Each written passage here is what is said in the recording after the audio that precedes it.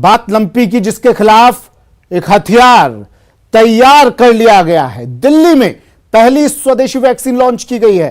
कृषि भवन में पहली स्वदेशी वैक्सीन को लॉन्च किया गया। राष्ट्रीय अश्व अनुसंधान केंद्र हिसार और भारतीय पशु चिकित्सा संस्थान की पहल। कृषि मंत्री नरेंद्र सिंह तोमर, पशुपालन और डेयरी मंत्री पुरुषोत्तम रूपाला इस दौरान मौजूद रहे। कृषि एवं किसान कल्याण राज्य मंत्री कैलाश चौधरी भी मौजूद रहे। वैक्सीन लंपी की लॉन्चिंग के मौके पर प्रोवैक्सीन बीमारी के निदान के लिए मील का पत्थर साबित होगी। ये कहा कि वैक्सीन लंपी प्रोवैक बीमारी के निदान के लिए मील का पत्थर साबित होगी। तस्वीरें उस वक्त की जब इस वैक्सीन को लॉन्च किया गया। और लंपी वायरस को लेकर सरकार का बड़ा फैसला। अस्थायी आधार पर 500 नई भर्तियां होंगी। अब 200 पशु चिकित्सा अधिकारियों की भर्ती होगी। 300 पशुधन सहायकों की भी भर्ती की जाएगी। राज्य सरकार ने नई भर्तियों को मंजूरी दे दी है। भर्ती प्रक्रिया को जल्द पूरा करने के भी निर्देश। बड़ी खबर और सरकार का बड़ा फैसला। लंपी वायरस को लेकर सरकार का बड़ा फैसला।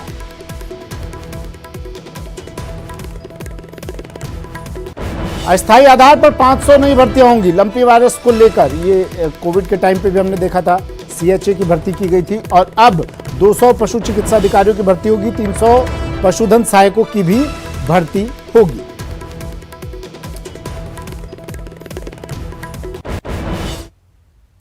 कांग्रेस प्रोटेस्ट पर पीएम मोदी ने आज तंज कसा और कहा कि कांग्रेस के काले कपड़े के विरोध को उन्होंने काला जादू करार दिया, जो उन्हें फिर से लोगों का विश्वास नहीं दिला पाएगा। प्रधानमंत्री नरेंद्र मोदी ने कहा, ऐसी हताशा में ये लोग भी अब काले जादू की तरफ मुड़ते नजर आ रहे हैं। अभी हमने 5 अगस्त को देखा है कि कैसे काले जादू को फैलाने का भरपूर प्रयास किया गया। ये लोग सोचते हैं कि काले कपड़े पहनकर उनकी निराशा हताशा का काल समाप्त हो जाएगा, लेकिन उन्हें पता नहीं है कि वो कितनी ही झाड़ फूंक कर ले, कितना ही काला जादू कर ले, अंधविश्वास कर ले, जनता का विश्वास अब उन पर दोबारा कभी नहीं बन पाएगा। बिहार में एक बार फिर महागठबंधन की सरकार बन गई। नीतीश कुमार ने 8वीं बार मुख्यमंत्री पद की शपथ ली और तेजस्वी यादव ने दूसरी बार उप मुख्यमंत्री की पद की शपथ ली। मैं नीतीश कुमार सत्यनिष्ठा से प्रतिज्ञान करता हूं। बिहार की सियासत के सबसे बड़े चेहरों में से एक 71 साल के नीतीश कुमार। नीतीश कुमार ने 8वीं बार बिहार के मुख्यमंत्री पद की शपथ ली। नीतीश कुमार की 8वीं शपथ के साथ ही बिहार में दूसरी बार महागठबंधन की सरकार बन गई। आरजेडी नेता लालू प्रसाद के छोटे बेटे तेजस्वी यादव ने भी दूसरी बार उप मुख्यमंत्री पद की शपथ ली। शपथ ग्रहण के बाद चाचा नीतीश और भतीजे तेजस्वी के बीच जो गर्मजोशी दिखी, वो इस नए रिश्ते की गर्माहट को दर्शाने के लिए काफी है। जो पहले एक साथ थे 15 से और फिर वापस सब लोग मिलकर के काम कर रहे हैं और बिहार के हित में काम करेंगे। महागठबंधन की सरकार के गठन को लेकर आरजेडी और जेडीयू के नेताओं से लेकर कार्यकर्ताओं तक में जबरदस्त जोश दिखा। जगह जगह पटाखे जलाकर, मिठाइयां बांटकर कार्यकर्ताओं ने अपनी खुशी का इजहार किया। आदरणीय मुख्यमंत्री श्री नीतीश कुमार जी ने देश हित में, राजहित में एक निर्णय लिया जो निडरपूर्ण है, निडरता दिखाती है और ऐसा निर्णय लिया जो समय की ही नहीं देश की और राज्य की जो जरूरत थी और हम लोगों ने समर्थन किया है। मजबूती के साथ बिहार को तरक्की के रास्ते ऊंचाइयों पे ले जाएंगे। ये जो गर्मजोशी आज दिख रही है, ऐसी ही गर्मजोशी 7 साल पहले 2015 में भी दिखी थी, लेकिन 2017 आते आते दोस्ती दुश्मनी में बदल गई और चाचा नीतीश ने भतीजे को छोड़कर बीजेपी के साथ सरकार बना ली। क्या अब आगे ऐसा कुछ नहीं होगा? न्यूज़ 18 के लिए पटना से शैलेंद्र कुमार और अमित कुमार के साथ ब्यूरो रिपोर्ट। चीन ने एक बार फिर से खुली धमकी देते हुए कहा है कि अगर उसे जरूरत पड़ी तो ताइवान को बलपूर्वक अपने कब्जे में करेगा। चीन ने ताइवान को लेकर अपना श्वेत पत्र जारी किया, जिसमें यह बात कही गई। चीन ने 1993 के बाद से ताइवान को लेकर अपना कुल तीसरा श्वेत पत्र जारी किया है। यही नहीं, 2012 में राष्ट्रपति शी जिनपिंग के सत्ता में आने के बाद यह पहला श्वेत पत्र है। चीन ने इसमें कहा कि वो स्वशासित द्वीप को अपने नियंत्रण में लाने के लिए सैन्य बल के इस्तेमाल से पीछे नहीं हटेगा। क्षेत्र में बढ़ते तनाव के बीच बुधवार को जारी ताइवान पर चीनी सरकार के ताजा नीति पत्र ने बीजिंग के सख्त रुख को दोहराया। हालांकि इसमें शांति के बारे में भी बात कही गई है। श्वेत पत्र में कहा गया है कि हम शांतिपूर्ण पुनः मिलाप के लिए बड़ी जगह बनाने को तैयार हैं, लेकिन हम किसी भी तरह से अलगाववादी गतिविधियों के लिए कोई जगह नहीं छोड़ेंगे। श्वेत पत्र में यह भी कहा गया है कि चीन शांतिपूर्ण पुनः मिलाप की मांग करेगा, लेकिन बल के प्रयोग से भी पीछे नहीं हटेगा। इसमें कहा गया है कि चीन अगर जरूरी हुआ तो बल के प्रयोग से पीछे नहीं हटेगा और हम सभी आवश्यक कदम उठाएंगे।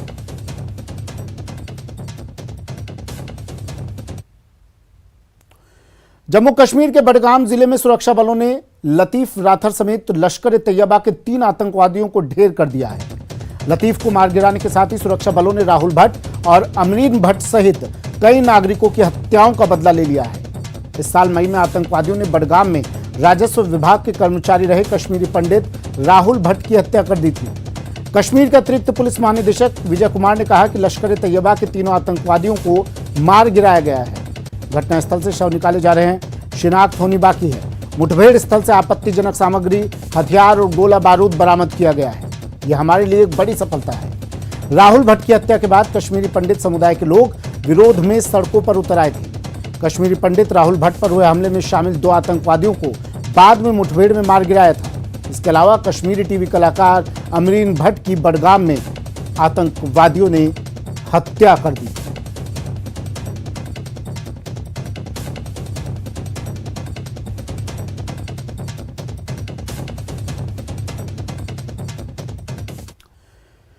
जस्टिस यूयू ललित, उदय उमेश ललित देश के अगले चीफ जस्टिस होंगे। जस्टिस यूयू ललित की नियुक्ति पर राष्ट्रपति द्रौपदी मुर्मू ने मुहर लगा दी है। जस्टिस यूयू ललित देश के 49वें मुख्य न्यायाधीश होंगे। न्यायमूर्ति ललित 27 अगस्त को देश के नए मुख्य न्यायाधीश का पदभार ग्रहण करेंगे।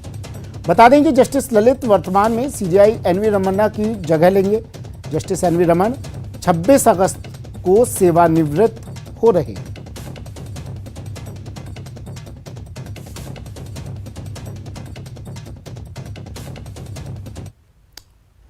पॉपुलर कॉमेडियन राजू श्रीवास्तव की बुधवार को तबीयत खराब हो गई। उन्हें दिल्ली के एम्स अस्पताल में भर्ती करवाया गया है। राजू को जिम में वर्कआउट करने के दौरान हार्ट अटैक आया था, जिसके बाद उन्हें तुरंत अस्पताल ले जाया गया। लेटेस्ट रिपोर्ट के मुताबिक राजू की एंजियोप्लास्टी हो गई है। वे आईसीयू में हैं और रिकवर हो रहे हैं। हालांकि कुछ दिनों तक राजू डॉक्टरों की निगरानी में ही रहेंगे। इसके बाद उन्हें अस्पताल से डिस्चार्ज किया जाएगा।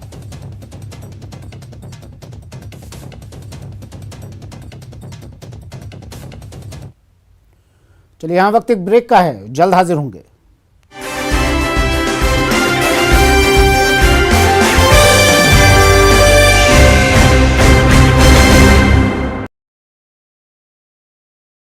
देश में एक बार फिर कोरोना संक्रमण ने पैर पसारना शुरू कर दिया है। पिछले 24 घंटे में भारत में 16,047 नए मामले दर्ज किए गए। प्रियंका गांधी दूसरी बार कोरोना संक्रमित हो गई हैं, जिसके बाद उन्होंने खुद को घर पर ही आइसोलेट किया है। मराठी साहित्य संगठन विदर्भ साहित्य संघ के शताब्दी समारोह को संबोधित करते हुए मोहन भागवत ने कहा कि स्वतंत्रता संग्राम 1857 में शुरू हुआ, लेकिन तभी सफल हुआ जब बड़े पैमाने में जागरूकता आई और आम लोग सड़कों पर उतरे। केरल के मल्लपुरम में एक 42 वर्षीय मां ने अपने 24 साल के बेटे के साथ पढ़ाई की और अब एक साथ दोनों ने पीएससी की परीक्षा पास कर ली है। भारतीय रेलवे की संसदीय स्थायी समिति ने सिफारिश की है कि ट्रेनों में टिकट के लिए वरिष्ठ नागरिकों के लिए रियायत की सुविधा बहाल करने पर रेलवे तुरंत विचार करे। समिति ने कहा कि कम से कम स्लीपर और एसी स्लीपर श्रेणियों में रियायत बहाल करने पर सरकार को तुरंत फैसला करना चाहिए। कॉमेडियन राजू श्रीवास्तव वर्कआउट के दौरान बेहोश होकर गिर गए। एम्स में उनको इलाज दिया जा रहा है। कॉमनवेल्थ गेम्स में मेडल जीतने वाले खिलाड़ियों को यूपी की योगी सरकार सम्मानित करेगी। इंग्लैंड के बर्मिंघम में हुए कॉमनवेल्थ गेम्स में यूपी के 8 खिलाड़ियों ने बेहतरीन प्रदर्शन किया। जालौर में संत रविनाथ सुसाइड मामले को लेकर अब पूरी तरीके से राजनीति तेज हो चुकी है। पहले कांग्रेस की 3 सदस्यीय कमेटी यहां पर पहुंची और अब बीजेपी की 3 सदस्यीय कमेटी कल घटनास्थल पहुंचकर तथ्यात्मक रिपोर्ट बनाएगी। सीकर के फतेहपुर सदर थाना इलाके में एक फाइनेंस कंपनी के रिकवरी एजेंट से लूट की वारदात सामने आई। फाइनेंस कंपनी का एजेंट गांव में कलेक्शन के पैसे लेकर वापस लौट रहा था, तभी इसी दौरान 3 युवकों ने उसकी बाइक और पैसे लूट लिए। श्रीगंगानगर में एक विवाहित ने अपने प्रेमी के साथ मिलकर अपने ही पिता की हत्या कर दी। फायरिंग की आवाज और चीख चिल्लाहट सुनकर आसपास के ग्रामीण मौके पर पहुंचे, जिसके बाद ग्रामीणों ने युवती के प्रेमी और उसके साथ अन्य साथियों को धर दबोचा। भरतपुर जिले के बयाना उपखंड के गांव खानखेड़ा में निर्माणाधीन विद्यालय के भवन में खाना बनाते समय गैस सिलेंडर फट गया, जिसमें एक मजदूर गंभीर रूप से झुलस गया।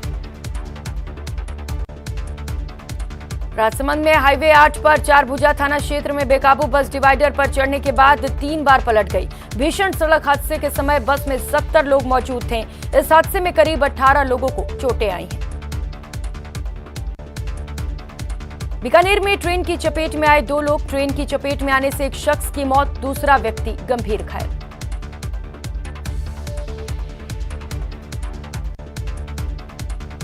जालौर के चीतलवाना के राजकीय उच्च माध्यमिक विद्यालय मालवाड़ा के प्रधानाचार्य के तबादले के विरोध में छात्रों ने स्कूल के मुख्य गेट पर ताला जड़ दिया। दौसा में युवा कांग्रेस की ओर से भाजपा जिलाध्यक्ष के खिलाफ प्रदर्शन किया गया और भाजपा जिलाध्यक्ष को गिरफ्तार करने की मांग रखी गई। युवा कांग्रेस ने भाजपा जिलाध्यक्ष पर भ्रष्टाचार और छात्राओं से डोनेशन के नाम पर लाखों रुपए ऐंठने का आरोप लगाया। करौली में आजादी के अमृत महोत्सव कार्यक्रम के तहत भारत विकास परिषद शाखा की ओर से शहर के बजाजा बाजार में 150 से अधिक तिरंगा झंडा वितरित किए गए।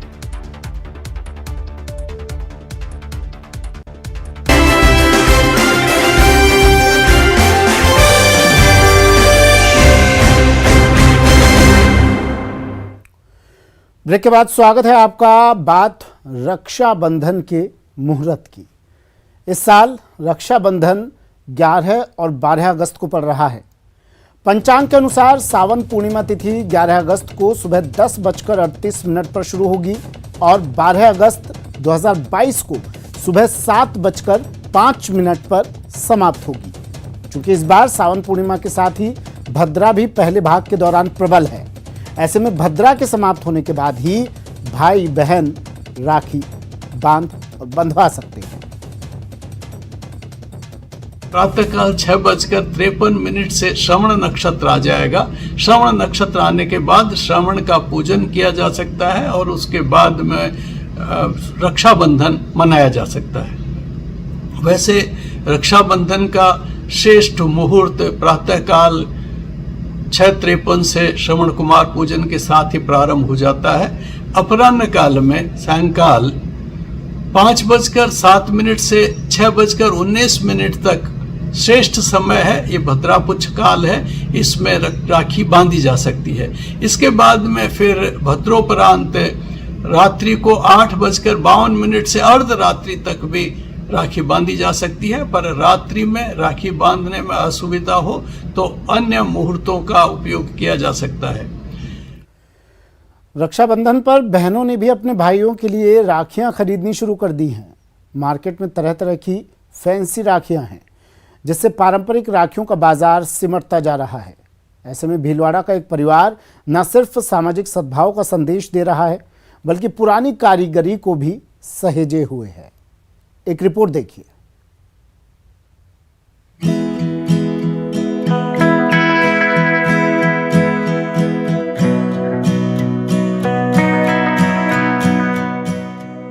मजहब नहीं सिखाता आपस में बैर रखना, हिंदी है हम वतन है हिंदुस्तान हमारा। अल्लामा इकबाल की ये पंक्तियाँ भीलवाड़ा शहर की इन मुस्लिम परिवारों पर बिल्कुल सटीक बैठती है। यहाँ रक्षाबंधन पर हिंदू भाइयों की कलाई पर सजने वाली राखियों का निर्माण मुस्लिम परिवार की महिलाएं और लड़कियाँ करती हैं। 5-7 पीढ़ी हो गई हम राखी बना रहे हैं, हम शुरू से ही बना रहे हैं, तो नहीं लगता हमें अटपटा है। निम्बाड़ा चित्तौड़ जिले में, हमारे निम्बाड़ा में आसपास गांव में बिकती है। यहाँ पे सभी प्रकार की राखियाँ है, गोडल की राखी, रेशमी राखी और बड़ी राखियाँ हैं, फैंसी राखी वगैरह सब, चांदी की राखी सब तरह की राखियाँ है। दरअसल पुश्तैनी समय से राखी का निर्माण का बिजनेस कर रहे ये मुस्लिम परिवार जहां सांप्रदायिक सौहार्द की मिसाल पेश कर रहे हैं, वहीं भाईचारे को भी मजबूत कर रहे हैं। भाई बहन के पवित्र रिश्ते के त्योहार पर पीढ़ियों से राखी बना रही मुस्लिम परिवार की महिलाएं राखी को लेकर खासा उत्साहित रहती हैं। चांदी की राखी भी बेचते हैं और रेशमी कंदोरे और फैंसी राखियाँ भी बेचते हैं, और हमारे ये पुश्तैनी है और हमारे बरसों से चला आ रहा है, और हमें राखी आती है तो हमें इस चीज़ का इंतजार रहता है। स्थानीय लोगों का कहना है कि रक्षाबंधन पर राखी की बिक्री से जहां मुस्लिम महिलाओं की आमदनी बढ़ती है, वहीं दोनों धर्मों के बीच भाईचारा भी बढ़ता है। हम हर साल ही ऐसे खरीदते हैं। ये मुस्लिम महिलाओं द्वारा अपने हिंदू भाइयों के लिए राखियाँ बनाना एक अच्छी बात है और इससे एकता की मिसाल पेश होगी। बात सामाजिक सद्भाव की ही नहीं है, ये परिवार फैंसी राखियाँ न बनाकर अभ्रक और रेशम के धागे से रक्षा कवच बनाकर पुरानी कारीगरी को भी सहेज रहा है। इनका काम ये पुश्तैनी काम है, कई सालों से राखियाँ बनाते आ रहे हैं और हिंदू बहनें अपने भाइयों के लिए राखियाँ खरीदती आ रही है। और वहीं भीलवाड़ा शहर में भाईचारा और अमन देखने को मिल रहा है। जिस प्रकार से राखियाँ ये मुस्लिम बहनें अपने हिंदू बहनें और भाइयों के लिए बना रही है, एक ये बहुत बड़ी मिसाल है। वीडियो जर्नलिस्ट अंकुर सनाटी के साथ राहुल कौशिक, न्यूज़ 18 भीलवाड़ा। और चलिए अब आपको दिखाते हैं टॉप 10 क्राइम।